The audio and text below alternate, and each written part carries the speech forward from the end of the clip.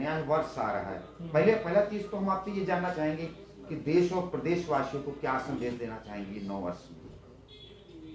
देखिए, सबसे पहले तो मैं आपको बता दूं कि मैं अभी फॉर्मर वाइस प्रेसिडेंट हूँ। मैं था पहले नेशनल वाइस प्रेसिडेंट था यूथ का, अखिल भारतीय जाट महासभा का।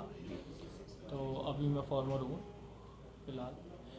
नववर्ष की सभी देशवासियों को हार्दिक शुभकामनाएं देना चाहता हूँ और नया साल अच्छा बीते। सबसे पहले तो ये कहूँगा, क्योंकि अभी हमारा जो 2019 गया है, जो 2020 गया है, वो कोरोना काल की वजह से बहुत ही दुखदाई गया है।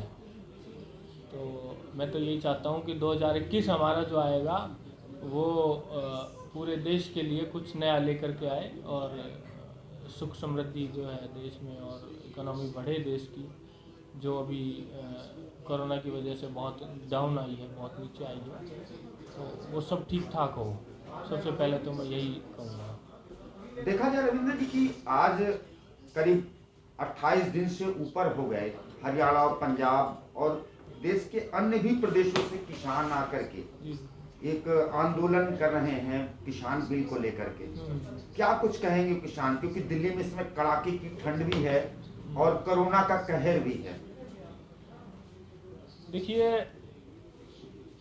सबसे पहले तो ये कहूँगा कि जब ये अध्यादेश बीजेपी लाई थी तो इस पे एक तो बहस नहीं हुई, विपक्ष से कोई इसमें जैसे इम्प्लीमेंट होते हैं, कोई भी आप अध्यादेश लाते हो तो उसमें इम्प्लीमेंट होते हैं, वो इम्प्लीमेंट हुए नहीं है। जैसे मान लो अभी आप कोई कानून लाओगे तो हम अगर 2 लोग बैठे हैं तो उसमें बहस करेंगे ना कि वो ठीक है, गलत है, या उसमें कोई कमी है तो उस कमी को दूर किया जाए।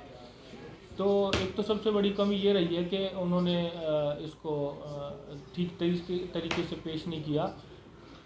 दूसरा, जैसे मान लो सरकार लाई है तो सरकार की एक कमी ये भी रही कि सरकार ने अपने कार्यकर्ताओं को ये नहीं बताया कि आप घर घर जाके, गांव-गांव जाके किसान को समझाओ। उन्होंने किसान को ये नहीं समझाया कि भाई इसका फ़ायदा क्या है। अभी तक किसान को उसका फ़ायदा नहीं पता चला है, उसके नुकसान ही नुकसान बता रहे हैं किसान। तो अब किसान कहता है कि एमएसपी पहले था तो एमएसपी तो होना ही चाहिए ना।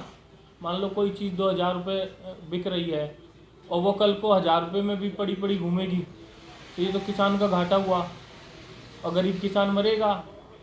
और गरीब की तो हर जगह हमेशा ही ऐसा होता है, गरीब आदमी पिसता है। तो किसान का भी लेवल है, स्टैंडर्ड है, गरीब किसान भी है, अमीर किसान भी है, मध्यम वर्ग किसान भी है। अब जिसके पास 200 एकड़ ज़मीन है वो तो पैसे वाला किसान हो गया। अब जिसके पास 1 ही एकड़ ज़मीन है, उसको उसी से अपना गुजारा करना है, वो तो गरीब किसान हो गया। तो वहाँ गरीब किसान मरेगा। जैसा कि रविंद्र जी एक रूमर भी उड़ रहा है कि जैसे कि इसमें किसान कम और शाहीन बाग के लोग ज़्यादा हैं, क्या कहना चाहेंगे? देखिए, ऐसा नहीं है हो सकता है कोई एक आध आ गया हो सकता है कोई एक आध आ गया हो, उसकी वजह से देखिए बदनामी होती है।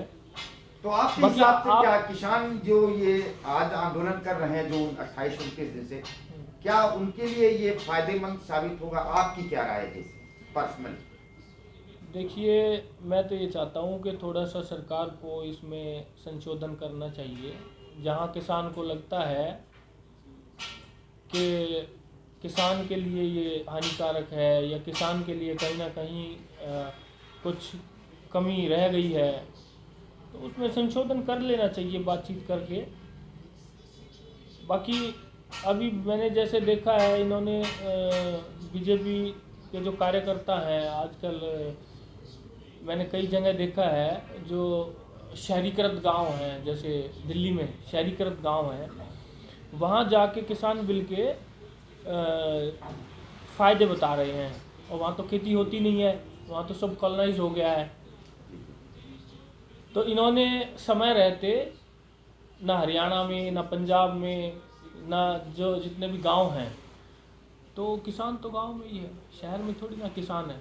अब ये तो सब ड्रामा चल रहा है कि भाई हम तो आपके हिसाब से डोर टू डोर किसानों को कन्विंस करना चाहिए सरकार को? कन्वेंस करना चाहिए, और उसमें अगर कोई कमी है तो उसको ठीक करना चाहिए।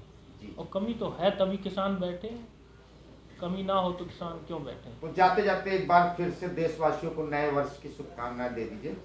बिल्कुल, बहुत बहुत शुभकामनाएं आपको भी दीपक जी, आपको भी अतुल जी, बहुत बहुत शुभकामनाएं सभी को मेरी तरफ से, पूरे देश को नववर्ष की हार्दिक शुभकामनाएं।